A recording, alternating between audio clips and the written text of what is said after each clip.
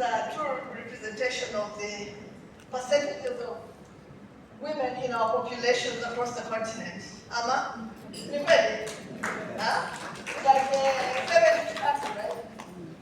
Yeah, that's why it's really important we're here. So let me begin by just recognizing the advisor to the President of the Republic on women's rights, Honorable Harriet Chigai.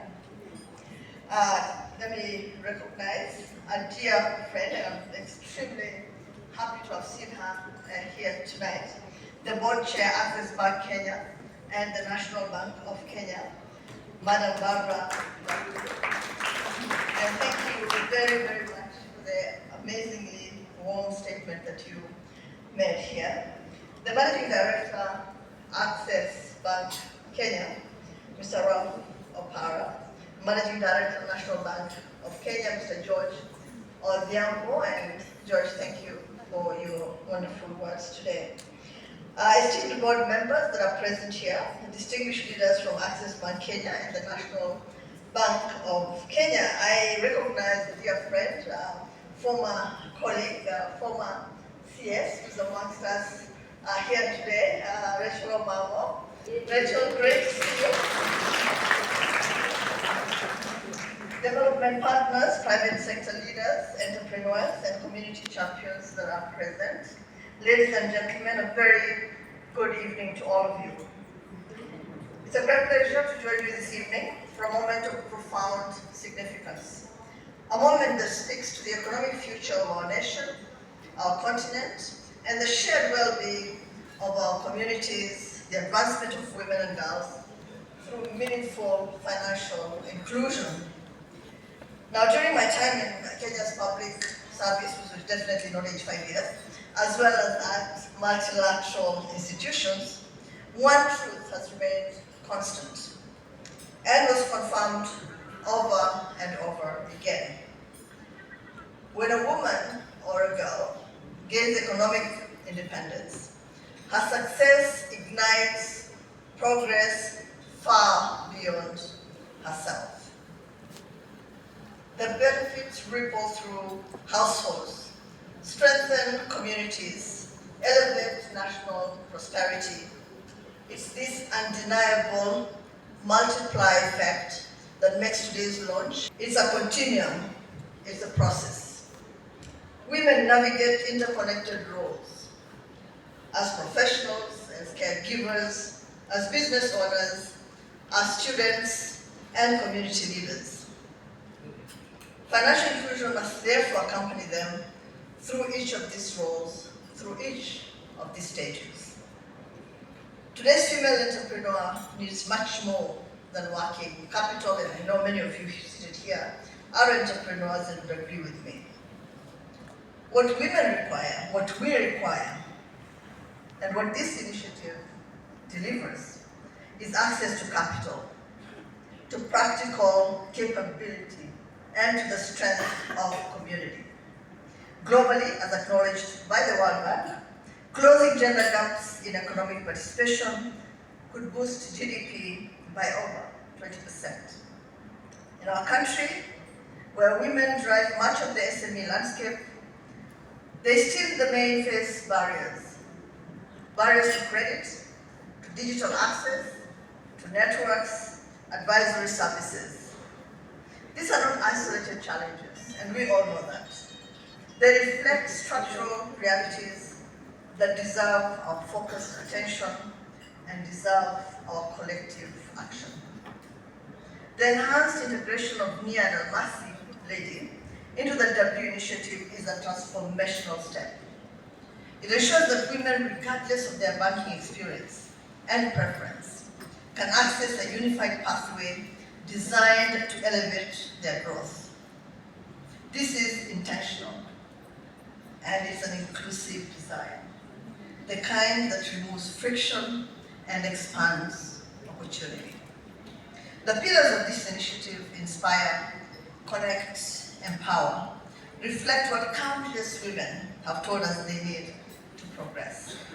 Women do not simply seek financial products, they seek knowledge, they seek networks as we have today, they seek mentorship, seek market access, and safe economic spaces.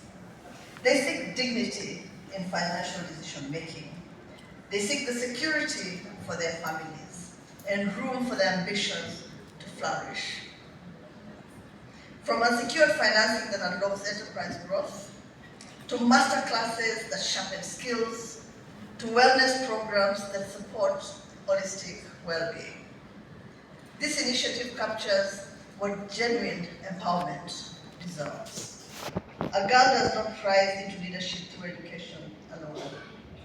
She rises when she's equipped with financial literacy, with mentorship, with opportunity, and a supportive environment, allowing her to define her own future. We're reminded, whether in sports, diplomacy, or business, that no team succeeds through individual effort alone. Progress is achieved through coordinated strategy and united purpose. Advancing women's financial inclusion requires government, it requires financial institutions, it requires innovators, civil society, and communities to pull in the same direction. And as of today, the global and national context is clear. Women are joining the financial system in growing numbers. Yet many still cannot access the right products to grow the enterprises, and you've heard from both the managing director and the chairperson, to protect their assets or to secure long-term stability. In our country, we've made remarkable strides in closing the gender gap in access, but we are not there yet. Women are disproportionately affected by financial stress, by limited collateral, and unequal digital access. Structural barriers, from time poverty to limited networks, still restrict the full benefits of financial inclusion. Yet we are also in a moment of unprecedented opportunity.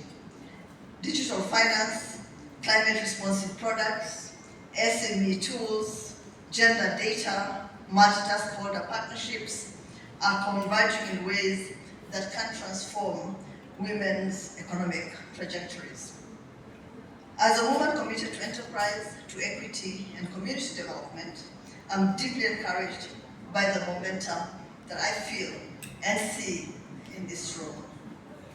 I'm inspired by the resilience of Kenyan women, women who continue to innovate, to uplift, and to lead, even in challenging economic, social, and political environments. The W initiative aligns seamlessly with national priorities and global commitments, from the Commonwealth catalyzing access to finance for women entrepreneurs, to the African Union's Agenda 2063, to the United Nations Sustainable Development Goals. What this demonstrates is that institutions can translate high-level commitments into practical support for real women. To the women here today, this is your platform. Claim it. Use these tools to expand your businesses, to strengthen your careers, to build your communities, and shape the path for the generations of girls that follow. To Access Bank and the National Bank of Kenya, thank you. Thank you for your leadership and your vision. You are laying foundations for prosperity that will endure across generations.